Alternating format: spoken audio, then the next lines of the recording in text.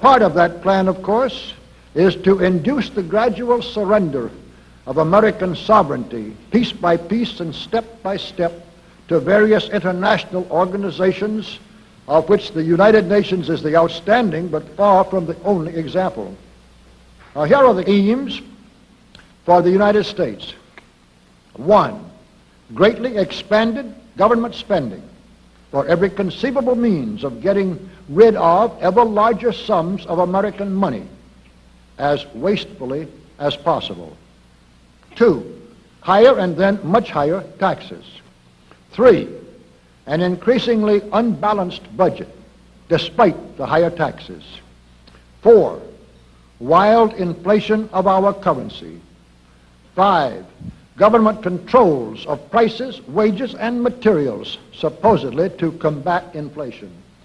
6, greatly increased socialistic controls over every operation of our economy and every activity of our daily lives. This is to be accompanied naturally and automatically by a correspondingly huge increase in the size of our bureaucracy and in both the cost and reach of our domestic government. 7, far more centralization of power in Washington and the practical elimination of our state lines.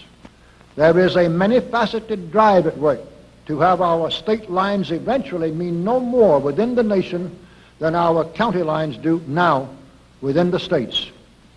8, the steady advance of federal aid to and control over our educational system, leading to complete federalization of our public education. 9, a constant hammering into the American consciousness of the horror of modern warfare, the beauties and the absolute necessity of peace. Peace always on communist terms, of course. And 10, the consequent willingness of the American people to allow the steps of appeasement by our government which amount to a piecemeal surrender of the rest of the free world and of the United States itself.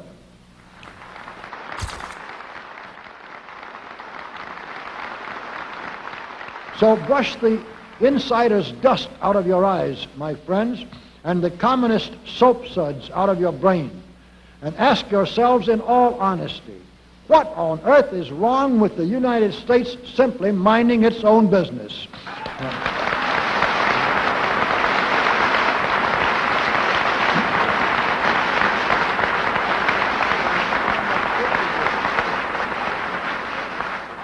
Or with having its foreign policy function primarily for the safety and benefit of the American people.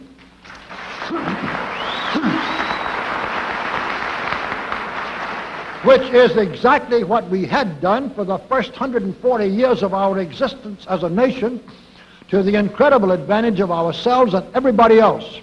Everybody, that is, except a numerically small clique of power-lusting conspirators who had somehow inflicted themselves on a gullible world. While we turn to a very brief summarization of what we hope the John Birch Society will help and even sometimes lead the American people to accomplish during the next 15 years. 1, our first and most important specific undertaking should be to restore the complete independence of the United States.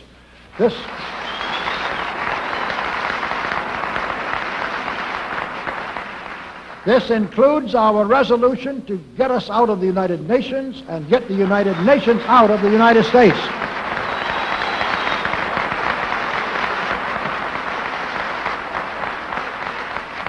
2, we must once again make our money freely redeemable in gold at some realistic price.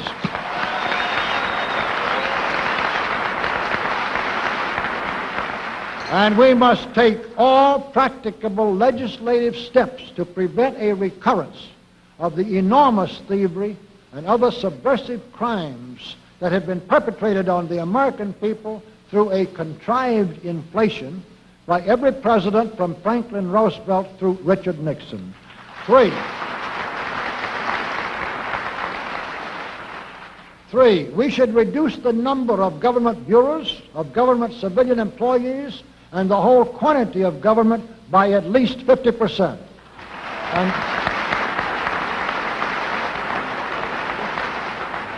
And we should achieve at least this much reduction in proper fashion through gradually convincing a majority of the American people of the wisdom of such a course.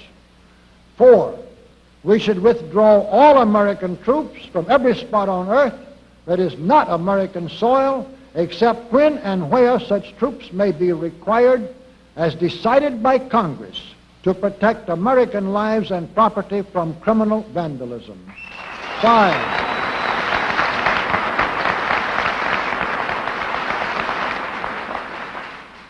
5, we should get government out of the areas and functions and activities where government does not belong. Again, all steps to this end should be taken gradually, but nevertheless just as rapidly as enough of the American people can be persuaded to support such progress. Any such achievement will require a truly massive educational force, but that's exactly what we hope to build during the next 15 years. We could go ahead for at least 100 numbered items, but the John Birch Society will undoubtedly be working on more than that many specific projects, which will be laid out in its bulletins before another 180 months will have rolled around. And all of these projects will fit into the general pattern indicated by the 5 major objectives listed above. So let's really wind up this marathon monologue with one final thought. None of us can guarantee anything about what the future will bring. Your speaker knows what a job we have before us to rid our country of the scourge of communism within the next few years, and then to go ahead on our constructive program so well that 15 years from now we shall already be entering an era of far less government, of a much sounder sense of responsibility, and, with God's help, of a better world. But I sincerely believe that it can be done, and this much I know.